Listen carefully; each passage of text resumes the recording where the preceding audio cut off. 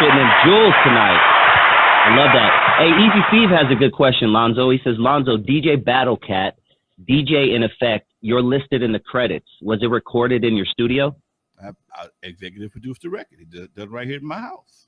Oh, talk to us about that.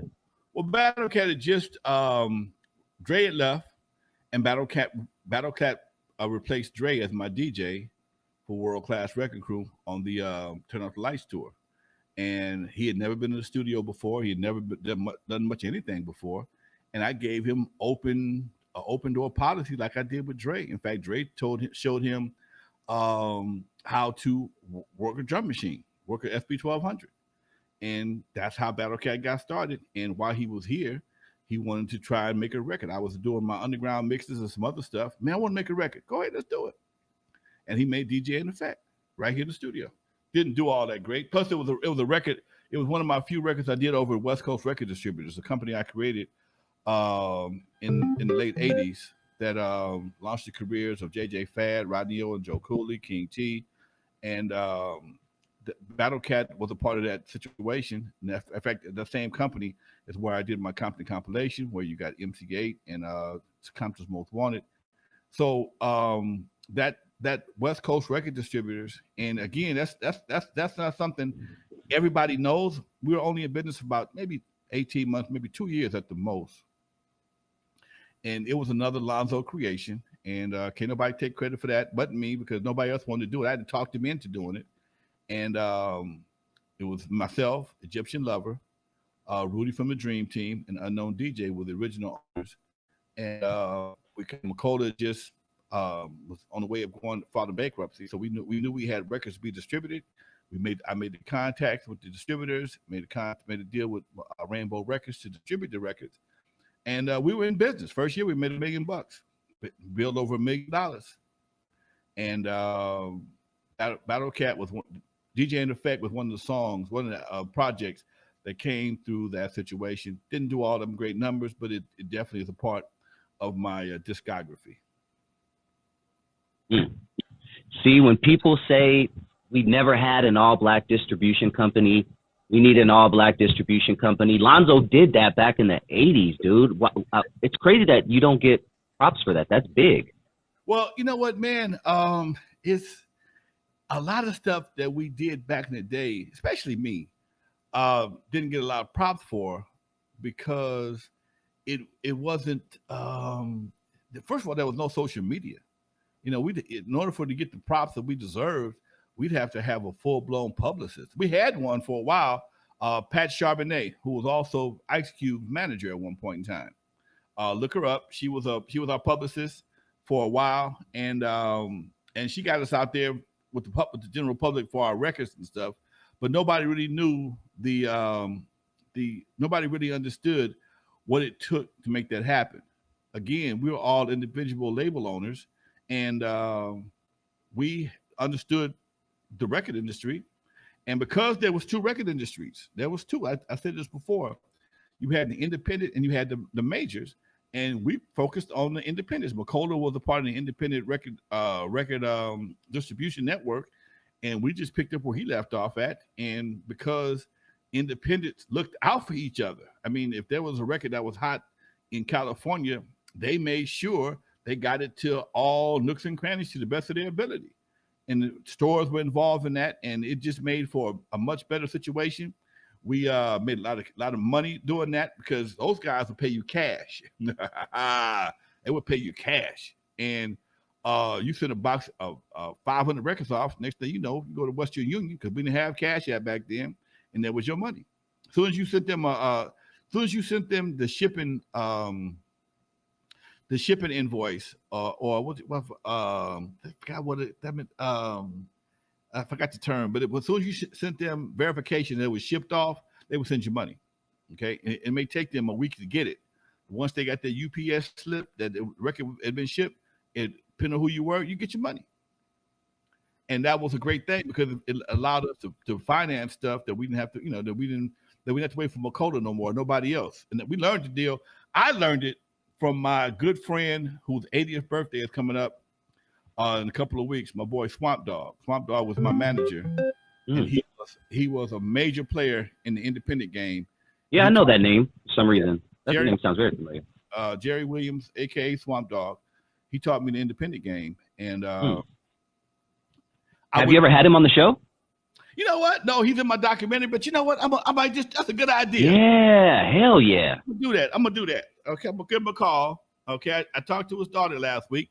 But yeah, he's this dude is 80 years old. He'll be 80 years old in July and still doing shows. Oh, get him on the show, man. This dude was my mentor, my music distribution mentor. Now, understand this. Before I met him, I understood distribution from a local standpoint. I'm the one that put everybody in the swap meets. There was no swap meet connection or street connection other than what Duffy Hooks put together.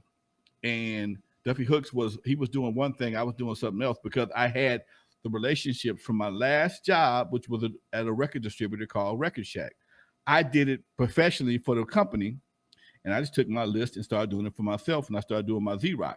And Duffy was doing his thing on his end, but I started doing this a little bit different. Anyway, when everybody wanted to come through on a label, people started creating labels like Ruthless. They had to come to Lonzo. Lonzo had to introduce you to Mr. Park at the swap meet, because Mr. Park ain't gonna buy records from you because he don't know you. Because if I buy a record from you today, and 30 days later it's still on my shelf, either bring me a new record or my money back. That's the independent game. That's the only problem with that. If your shit is whack, you get it back. Your shit is whack, you get it back. Okay. They should have a sign that right there. If your shit is whack, you get it back. Okay. And that was the pitfall of the independent game. But because I kept so much product in the pipeline, he trusted me. They all trusted me. And Mr. Park bought for all the swap meets. That's one thing I can say about the Korean businessmen. They had one person. If you got caught selling to another swap meet, you couldn't sell nobody else. If Mr. Park, he was the man. Wow. Yeah. If he call you up, Lonzo, I need 2,000 pieces. Okay, 2,000. Okay. I pull up my truck to the swap meet, drop off them records. He foo. With no cash app, with no checks. It was good old green shit. Okay. And he would make sure everybody at the swap meet, because he was a man for certain swap meets, and you had other buyers. He would sell my record, put another 50 cents on it, and sell it to another swap meet. So he was doing their own internal distribution. Oh, it was a hell of a time, man. To have physical product. Wow. To have physical product was printing your own money. Literally, it was printing your own money. You're taking a glob of plastic and turning it into $5. Okay. Wow. It was the album. Okay. And it was a different situation. It was a different situation. So yeah. That's dope. That's dope. Hey, there's some great questions coming in. Keep them coming, guys. And if you have any questions specifically for Juana from JJ Fad, she'll be joining us shortly. Throw them in the comments. We'll definitely, do a round of questions for her as we congratulate them on getting a street named after them. But Art Chavez has a great question, Lonzo. He says, Lonzo, Dr. Dre had a song called Dre's Beat on World Class Wrecking Crew. How did he come up with that? Was he just messing around on the drum machine and threw in some lyrics? That's all it was. That's all it was. Dre's beat, the beat that make you move your feet. Dre's beat, blah, some shit like that. Yeah, we just fucking around. We had some extra. Shout out Atron Gregory. Shout out Atron Gregory in the chat hall room, though. Manager of Tupac, Digital Underground. I call him Atron. That's my nickname for him. What's up, Atron? What's up, Doc? Yeah, we just had some Dre's beat. We had some extra studio time. Dre had a beat he was playing with, and we just threw it out there. It was just something to do, man. Just something to do. And that's how JJ Fad got Supersonic. Ooh, what? Talk to it. Wait, what? That's how Supersonic came about. Supersonic was not the hit. They had right. It was a B-side. It was a B-side. And Arabian Prince told this story of the day. He told it to me on the show before, and wanted to probably tell it again today. They had Arabian put him in the studio, and their main song was called Another Hoe. Another Hoe Bites the Dust or something like that. And Wanda and Arabian had studio time left over. He had this beat he was playing with, and they all busted a verse. And when it got down to the last verse, Wanda was like, she didn't have nothing for it. And that's how you get the hama nama nama nama nama nama nama nama nama. Okay. Most famous part of the song. Yes. Okay. It's like Lenny Williams. Oh, you better play that. Nama, nama, nama, nama. Yeah, that's the shit. That's it. Anyway, the record came through West Coast. The record came, if you look at early copies of JJ Fad Supersonic, it was on Dream Team Records. Dream Team Records was distributed by West Coast Record Distributors, a company that Lonzo founded along with his 4 partners, Egypt, Rudy, and Unknown DJ. And the record started taking off, and Arabian didn't like the deal that Rudy had for him. And so Rudy cut a deal with Ruthless, and they got the single, and they built the album around the single, and the album went platinum. That was Ruthless' first platinum album, Supersonic. Mm-hmm, yep. But I noticed something the other day. It was nothing bad. It just, I noticed something. And I noticed shit because I'm a Gemini and I'm very observant. When it came to the show the other day, now wanting to perform with everybody, East Coast, West Coast, they are most loved female group. And they kill it. They had me tired, and I'm younger than them. Okay. But the Wrecking Crew and Arabian Prince were the only ones from their era. There had a lot of people there, but we were the only artists that showed up. Okay. We're the only artists that showed up. And then I looked on my Facebook page and I saw DOC had his documentary, which I'm in, was being screened in New York. And you saw a couple of folks from LA flew to New York to see the documentary. I thought that was really cool. But then I thought about it. Why more people weren't there? Maybe because Wrecking Crew, Arabian Prince, and JJ Fad were on the cusp of gangster rap. Because we were all that shit was happy. All that shit was party, was good. Yeah. It was non-threatening. And that part of the West Coast music scene has been overshadowed by the gangsters. Okay? The gangster rap. And rightfully so, but it's still not to be forgotten. Okay? In fact, brother, one of my boys, Wave, is doing my documentary. He's also doing JJ Fad's documentary because JJ Fad has a very significant part of West Coast hip hop. And I'm glad for him because he's doing a whole thing called You Can't Erase Me. Me, Yella, Arabian Prince, me, Yella, and JJ Fad, and maybe Arabian Prince, I'm not sure. But all these folks are doing it. He's doing documentaries on all of us and how we played our role. But because gangster rap is so overshadowing to West Coast hip hop, most people don't realize that the roles that we had to play in order for them to pave the way for them. Like I said, JJ Fad was Ruthless's first gold record. So without them, you might not get a Eazy Does It or Straight Outta Compton. You might not have had the same money. I don't know.